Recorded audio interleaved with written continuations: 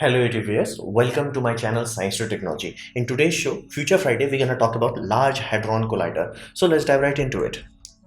Well, first you have to understand what the heck it is. And I'm reasonably sure you must be finding it confusing that given the buzzwords that have been used to describe it. Well, in simplest term, it's a microscope for particles. Now you're like, why the heck we need this huge machine to see something that small?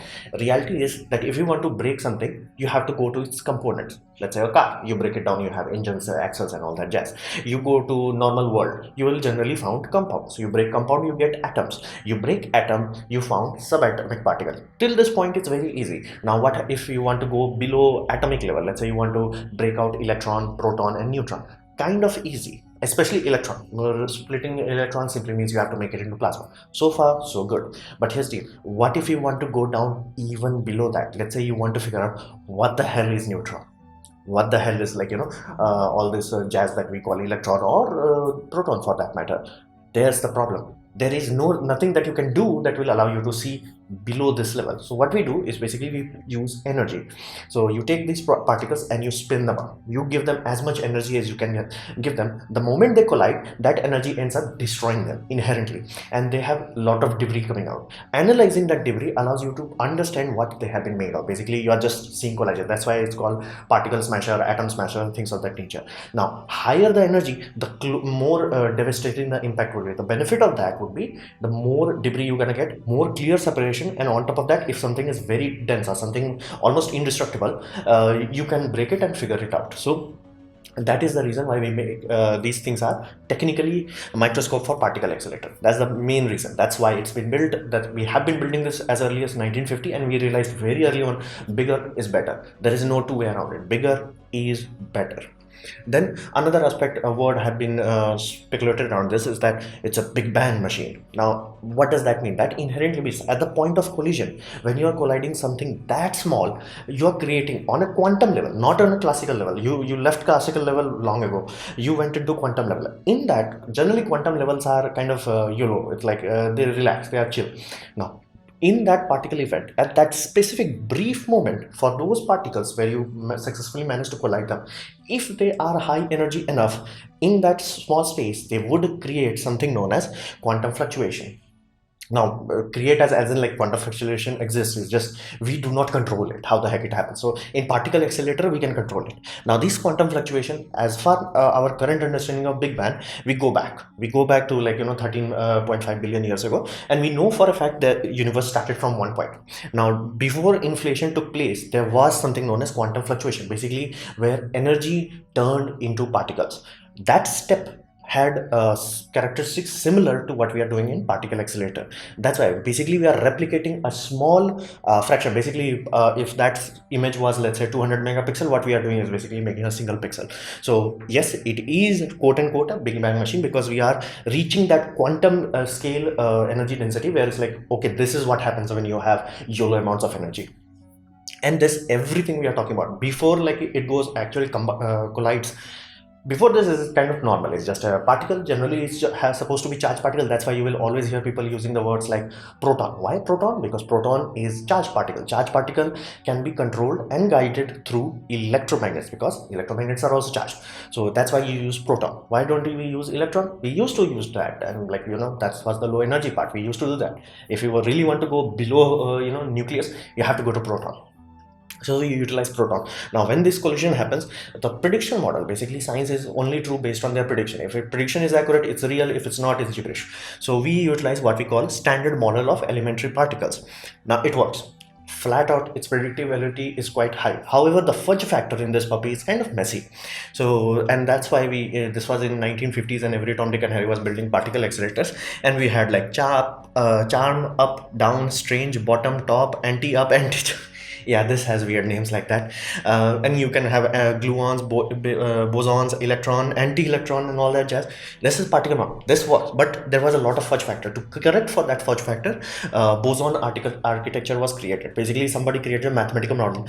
This is how particles are behaving, or how they are getting their mass. So that was a mathematical model, but that mathematical model was extrapolated based on something that works. So that is why there was an actual chance that it works, because our mathematics was tested. It was not very accurate, but we knew something is there. So this is what we are talking about.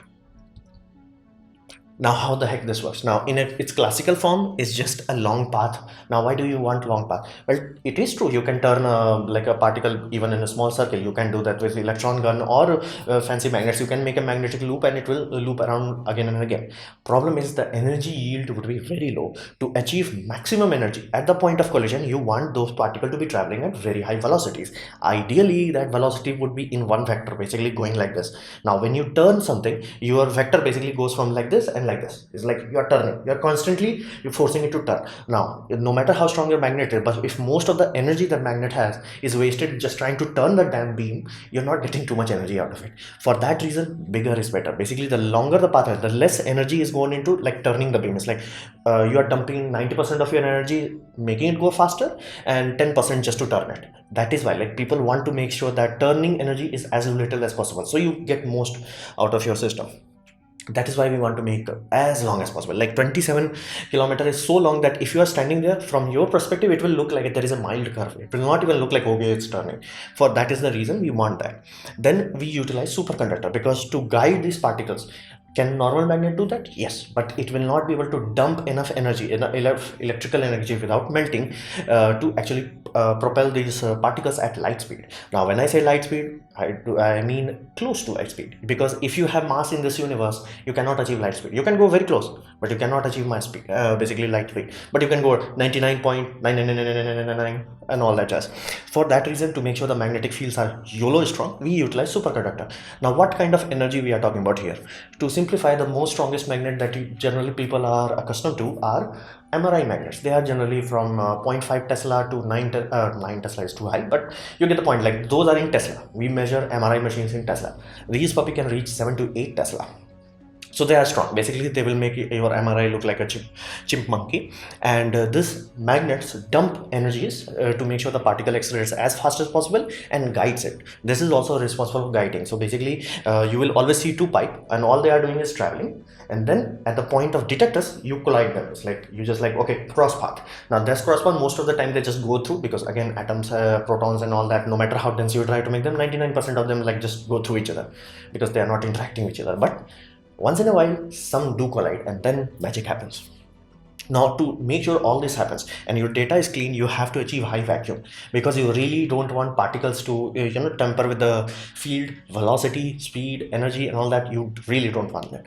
And when I say high vacuum, I mean really high vacuum, because achieving normal vacuum, let's say from 15 psi to 0 psi, few motors can do that, like no problem, super easy. But the moment you want to start to go into lower categories, basically trying to achieve that absolute zero, it takes like freaking 6-7 months to pump it down to that level. So that is why people will always classify these as high vacuum, not just vacuum. These are high vacuum. And to make sure that there is no thermal interference of the beam path, you also have to keep that at cryogenic temperature. So that's how the accelerator part works. So what do we do once we have accelerated? I specified the magnet is is allowing you to aim them. So what we do once they reach the basically detector phase, we are like, the beams are like this, we are like, let's cross it. Now, during this cross phase, you end up with a collision event, and these collision events are so high energy that they create particles that can be tangibly classified as radiation, and they travel.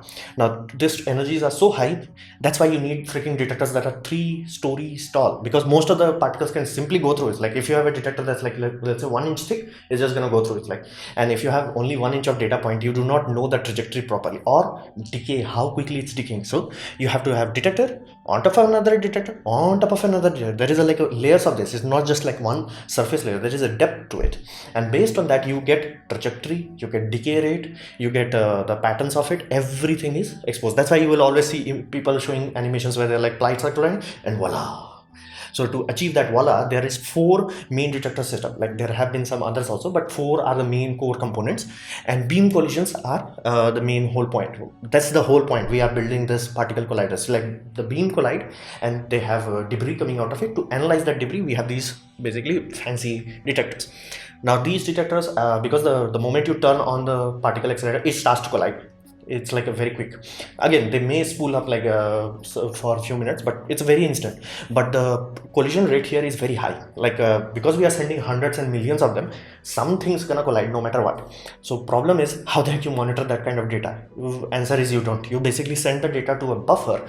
That buffer has a criteria set by scientists, like I'm monitoring for this. If you find this, send this data to main server. If it does not, it's like, yeah, I'm gonna reject it. So basically 1000 scans, past scans are there real time, and then the computer sifts through that 1000 scan. It's like, okay, this scan data is important, then it sends that to the server, and everything else is discarded because it generates like so quickly.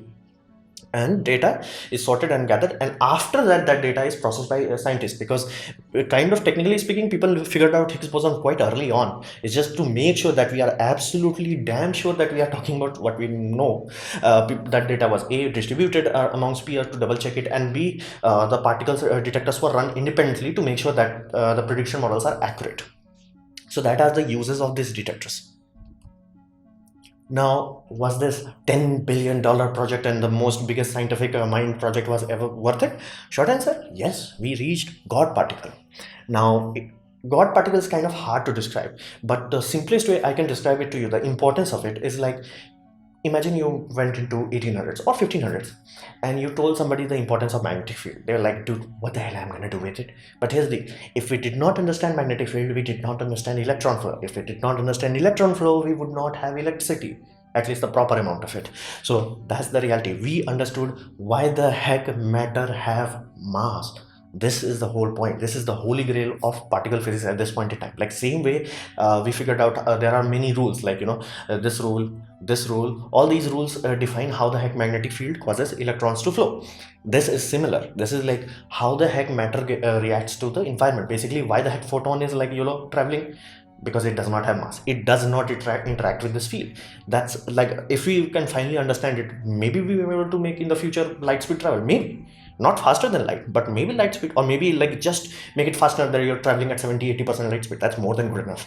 So what this knowledge will unlock, it's beyond us. Like flat out, it's like trying to tell somebody importance of magnetic field in 1500. Like our world today would not exist if we did not understand magnetic fields. So this is the foundation on which our future generations will build.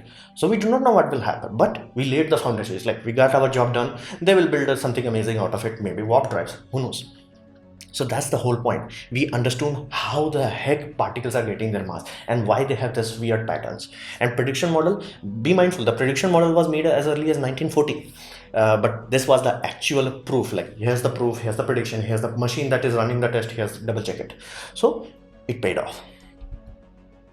Now here's the problem. It paid off. That simply means the detector did what it's supposed to do, and because it was already running at maximum capability, it reached what we call in particle physics diminishing return. So what happens is, when you're colliding something, the higher the energy, more debris you're gonna get, the more clear you can understand what the hell is happening. This particle already reached that point, whereas like, yeah, you can run the collider like, you know, 24 into 7 into 365, but the data you are getting is more or less the same. It's like today you get the same data that you got yesterday. There is no new data because they are no longer ramping it up. It's reached its point.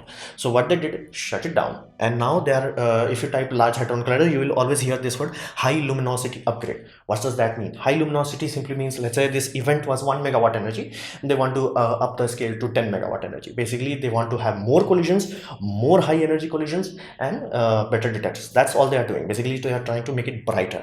So achieve the basically more strength. What they are doing is, the magnet is the first point. The basically superconductor that was used for these magnets, they are good, but they have to upgrade it. They found a new system which allows even more Teslas. Basically they went from around 7 to 9 Tesla to 11 to 13 Tesla. So these puppies are hugely more powerful. You are talking like you can give even more electrical energy into the actual particle. So particle would be traveling even more ludicrous speed, and you may be like, okay, that's like 99.3 to 99.4.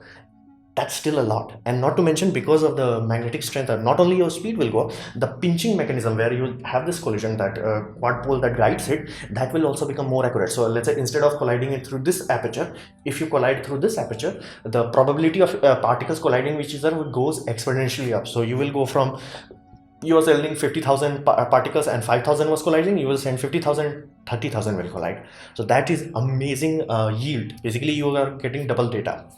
So not only you can collide more, you can collide much more thoroughly. And then to utilize this data, because this particle accelerator was like, first of its kind, first of its scale, we learned a lot. So the detectors will also get upgraded. So detectors will go from, let's say, 2 megapixel to 200 megapixel. So that's what is happening right now as we speak. People are working on it, and the first prototypes of the electromagnets have been already been built, and they are being tested. And the point is, by 2021 they should figure out like which design they have to use and how the heck the things will go, because the accelerator has been shut down by 2018. So this is the upgrade part. That's what they are doing. They're basically upgrading it to the next level. And the end game, if everything should go accordingly, it should be 10 times more powerful. So now we can go even smaller, and maybe we figure out like how the heck photons escapes this field. Maybe, who knows? It's the unknown territory basically at this point. Now, what we can expect in the future? I specified this video is Future Friday. So there is a new race. This particle accelerator achieved its prime. So, and you might be like, wouldn't we get more after upgrading by 10 times? Technically, no. Like there is a mathematical correlation. We know for a fact that we have to upgrade the energy to 1,000 times. It's like a exponential kind of thing. So what next? Bigger collider. So this bigger collider, this is a hypothesis, not a hypothesis as in like design has been already been built, like a proper design. It is a future circular collider, and this will be built in the same place because they have the most amount of scientists and all that jazz.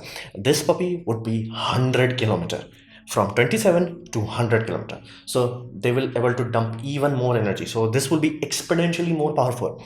Now at this point in time, lot of politics gets involved to understand why Europe is putting this kind of money into this kind of projects. It's like think of this way. At this point in time, if you want to understand quantum physics, if you want to understand high energy particles and all that, just this is the only place in the world, like flat out. They have like 90% of top level graduates there, flat out. Every country from India to China to freaking Sri Lanka to every place. If you are brightest, you generally end up there. So this is a very good think tank for Europe. So that's why Europe is investing so much. America was doing that, but they kind of faded away because of politics. So China realizing the importance of that, and China has realized importance of quantum physics. That's why they became the first country to have quantum encryption. They are also trying to build that 100 kilometer one, because whoever builds it first and allows, given the fact they allow free transfer of knowledge and all that jazz, it would be the next big thing. What we'll figure out once we have, only time will tell. So this was my presentation on basically Large Hadron Collider and its future variant and its future upgrades. I hope you liked it, learn from it. In that case, please click the like button, share it amongst your friends. That will help me a lot. If you didn't like it, didn't enjoy it, I'd urge you to press dislike, press it twice to show me extra disappointment, and please leave us subscribe, press the bell icon if you're free, and as always, thanks for watching.